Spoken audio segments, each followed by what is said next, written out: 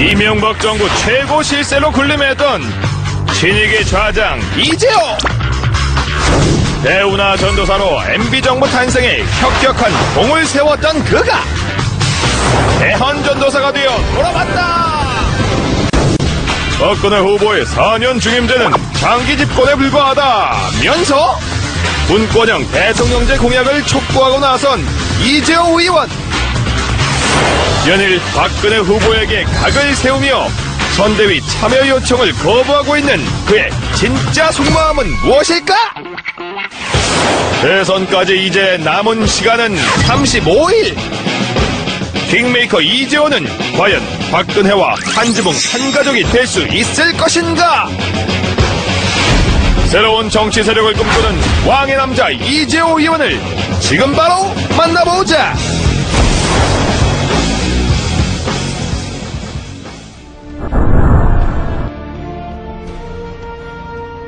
지금 대선 전국의 그 큰 국가적 이슈, 이게 없지 않습니까? 네.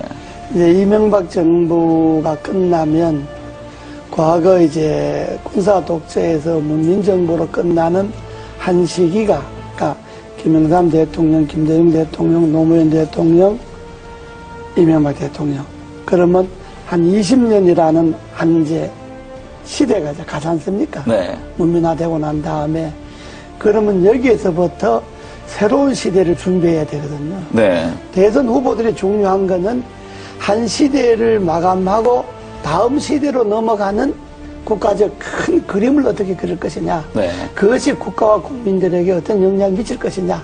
이 이야기를 해야 되는데 그 이야기에서 제가 몇 년 전부터 다음 시대는 개헌이고 네. 개헌의 방향 분권이다. 지금까지 우리나라가 권력의 문화가 지배해왔잖아요. 네. 그러니까 큰 권력이든 작은 권력이든 나라의 구석구석에 권력의 힘이 다 이게 미쳐서 그 권력의 힘에 뭔가 좀 가까운 사람만이 뭐 돈을 벌거나 자리를 차지하거나 뭐 이런 소위 나라 풍조가 되었잖아요. 네. 이제는 이러한 권력의 문화를 내려놓고 정말로 사람의 문화, 인간적인 문화가 나라 전반에 한번 골고루 퍼져야 된다.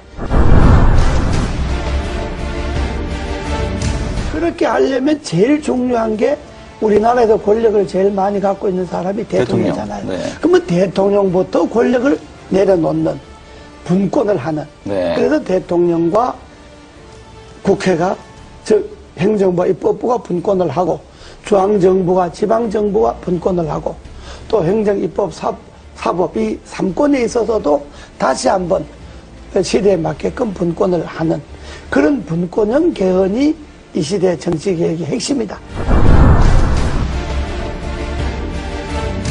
분권을 하다 보면 4년 갖고는 정책이 연관성이 없어질 수 있으니까 한번 중임하는 게 좋다는 거고 분권을 하지 않고 4년 중임하자고 하는 거는 임기 연장에 불과한 거죠. 네. 정권 연장하거나 잘나면 장기 집권하겠다는 것밖에 안 되니까 네. 그건 지난날에 우리 역사가 말하잖아요. 때문에 그냥 이 권력 이대로 4년 중임제 하자고 하는 거는 매우 위험한 발상이다. 이것이 지금 시대의 분권의 핵심이고 시대 정치개혁의 본질입니다. 여기에 한 정치인의 가치와 철학, 시대에 대한 안목, 미래에 대한 예견 이런 것들이 들어가서 분권형 개헌이 선진국으로 가고 대한민국 위상을 지킬 수 있는 길이다라고 하는 이 안목에서 출발해야지 단순히 권력을 잡기 위해서 이런 말 하면 표가 좀 더 올 거다 덜 올 거다 이 생각 해갖고 후보들이 이야기하는 건 안 되죠. 저는 뭐 개헌에 대한 분권형 개헌에 대해서 제일 좋기는 취임하고 1년 안에 하겠다든지 이런 확실한 공약이 제일 필요하지만은 그러니까 그거는 또 저 생각일 수가 있으니까 또 그렇게 생각하지 않는 사람일 수도 있으니까 일단 분권형 개헌을 비롯해서 취임 1년 안에 나라의 바람직한 방향으로 개헌을 하는데 이 시대의 흐름이 나눔이잖아요. 경제도 민주화하자 그러면서 왜 권력을 민주화 안 합니까? 제 의원들이 분권형 개헌 추진 국회의원 모임을 네. 하나 만들려고 여러 의원들, 여야 의원들이 만들자고 제안이 많이 들어와서 네. 아마 곧 거기 옮겨질 거예요. 하나의 또 세력 개헌 행보의 종착점은 개헌이고요. 네. 분권형 개헌이 되게 하는 네. 게 종착점이고, 되면 저는 제가 주장하고 생각했던 것이 되면 그걸로 이제 정치인이 역할을 다 하는 거고, 네. 다만 정치인들에게만 맡겨서는 정치인들이 개인의 이해관계에 따라서 개헌을 생각하니까 국민들이 힘을 모아서 이 시대의 요구인 분권형 개헌을 하도록 하자. 네. 그래서 전국에 이제 한 4,000명 정도 모여서 창립대회를 했죠, 국민연합. 네. 그러고 이제 16개 시도 분권형 연합이 21일 날 이제 결성이 다 끝납니다. 지금 한 8개가 결성이 됐는데, 끝나면 각 시도, 시군 분권형 개헌 국민연합 대표들이 한 1박 2일 모여서 장시간 네. 토론을 할 겁니다. 대선에 분권형 개헌 문제를 어떻게 할 것이며, 또 대선 후보들 간의 이 주장을 어떻게 관철시킬 것이냐 하는 것들을 아마 전국 시도연합, 시군연합 대표들이 모여서 네. 한 1박 2일 정도 세미나를 합니다. 국민연합의 대표들이 따로 있고, 국민연합은 내가 주장하는 가치와 철학을 그게 이 시대 흐름에 맞다라고 생각하는 사람들이 네. 전국에 11만 명이 지난번에 분권형 개헌 청원을 했잖아요. 네. 지금 서명 받은 게 한 100만쯤 됩니다. 네, 벌써 그렇게 늘었습니다. 예, 이게 네. 이제 300만 서명을 받으려고 하는데, 분권형 국민연합 각 시군 대표 이 사람들은 정치를 안 한 신인들도 많이 있고요. 정치권에 있었던 사람들도 있고. 네. 그러니까 정말로, 이 분권이 맞다. 시대 흐름의 분권이 맞다라고 생각하는 일반 국민들이 참여를 해서 11만 명 쉽게 네. 발견해 서명해서 개헌 국회 청원 나오고. 그렇다면, 그 일반적인 그런 제야단체, 연합, 이런 정치단체가 아니고, 네. 하나의 가치를 두고 뭉친 그러니까요. 그런 시민들, 국민들 그러니까 정파를 모임이기 떠나서 때문에 가치 제안으로 하겠다는 그렇습니다. 거 아닙니까? 모임이기 때문에 그거는 지금 발기인으로 개헌 청원한 것만 해도 11만 명이고, 지금 거기에 가두 서명을 한 사람만 해도 100만 명이 100만 명. 넘으니까 아마 국민연합의 결정이 어느 정도 효과가 있을는지는 아직 모르겠습니다만은, 그러나 대선 전국에 간과해서는 안 될 거예요. 서명한 회원들 100만 명 중에 앞으로 300만 명 서명을 받을 계획인데, 다 안 된다 하더라도 서명한 사람 중 3분의 1만 어느 한 곳으로 표가 간다면 대단하죠. 그건. 영향을 미칠 수가 있죠. 네. 예. 아직까지 이제 그 가치에 제일 중요한 게 분권형 개헌이잖아요. 네. 그러니까 분권형 개헌 전에 분권이라는 데한 인식. 그렇죠. 지금의 시대는 나눔의 시대다. 나누고 남을 배려하고 양보하고 이런 시대인데, 지금 권력을 잡겠다는 건 그것하고 역행하잖아요.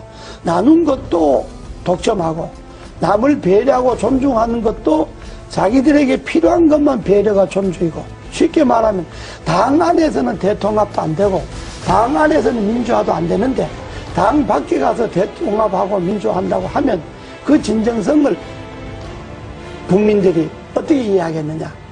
이런 점에 볼 때 가치관이, 철학이 같지 않구나. 선거를 앞둔 사람들이니까 여당 후보든 야당 후보든 후보 개인들에 대해서야 이렇고 저렇고 비판할 생각이 전혀 없습니다. 그러나 한 나라의 후보라고 하는 것은 여당 후보든 야당 후보든 지금 정책 발표 하잖아요. 한마디로 그 후보들의 정책 발표주에 공허하게 진정성이 없는 게 검찰 개혁 같은 게 있잖아요. 네. 검찰 개혁, 우리 헌법에 보면, 헌법 12조인가에 보면요, 영장 청구를 검사만이 하게 되어 있습니다. 그렇죠. 이게 검찰이 기소 독점으로 이어지잖아요. 네. 이게 전 세계 우리나라밖에 없습니다. 그럼 이 헌법 조항을 그대로 두고 어떻게 검찰 개혁이 가능합니까? 영장은 수사를 할 수 있는 기관이 청구하도록 하고 발부는 법원에서 하도록 한다는 이 조항이 개헌되지 않고 그 개헌을 그대로 놔두고 어떻게 검찰 개혁을 할 수가 있겠습니까? 지방분권이 문제잖아요. 네. 지방분권도 지금 헌법에는 뭐가 되어 있느냐 그러면 지방자치단체는 선임하게 돼 있어요, 헌법에. 그 선출해서 임명한다는 이야기거든요. 선임하게 돼 있으니까 지방 분권이 안 되는 거예요. 네. 그러니까 헌법을 그대로 이 권력 중심에 제왕적 권력의 헌법을 그대로 두고 뭘 쇄신하겠다, 개혁하겠다 하니까 제가 볼 때는 그게 다 이게 잘못된 거다. 그래서 제가 언제 표현을 좀 과했습니다만은 알면 없고 축제에만 늘어났다는 그렇죠. 이야기가 정치개혁의 핵심인 개헌에 손을 안 대고 권력 분점에 손을 안 대고 그 헌법을 그대로 두고 거기에 가지만 책임 총리제나 정부 통령제도 그렇습니다. 현재 헌법을 그대로 두고 대통령이 총리를 임명하고 해임할 수 있는 권한을 갖고 있는데 어떻게 총리인데 권한이 갈 수가 있겠습니까? 한계가 있는 거죠. 저는 이번에 그 검찰 개혁에 있어서 핵심은 헌법에 소위 검사만이 영장을 기소 청구할 수 독점. 있다든지 네. 소위 기소 독점이 이거 없어져야 된다고 보는 그것이 핵심이다. 예, 헌법 안에서 검찰의 그 독점 권한이 없어지지 않는 한은 그건 뭐 어떤 계획도 될 수가 없고 말씀을 지금 들어보니까 예. 경찰과 뭐 검사 수사를 두고 경찰 다투잖아요. 네.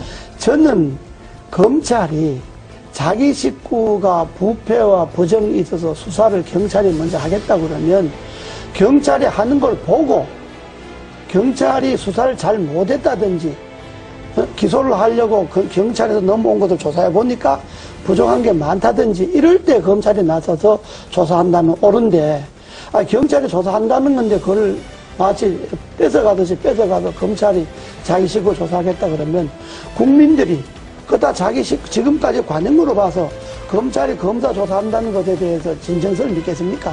그러니까 그거는 경찰이 조사하는 건 경찰이 조사하도록 놔두고 네. 경찰 조사 결과가 미흡하다. 그러면 검찰이 손을 대야죠.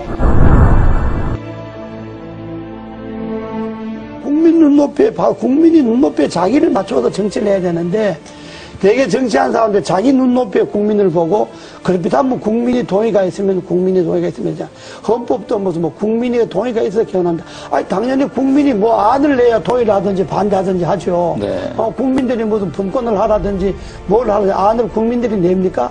정치권에서 이런 안을 내야 그래야 국민들이 동의를 하든지 반대를 하든지 하듯이 안도 안 내놓고 뭘 갖고 국민들이 동의를 합니까? 네. 그것처럼 그런 것이 다 국민들로 볼 때는 진정성이 없는 이야기다 이런 이야기.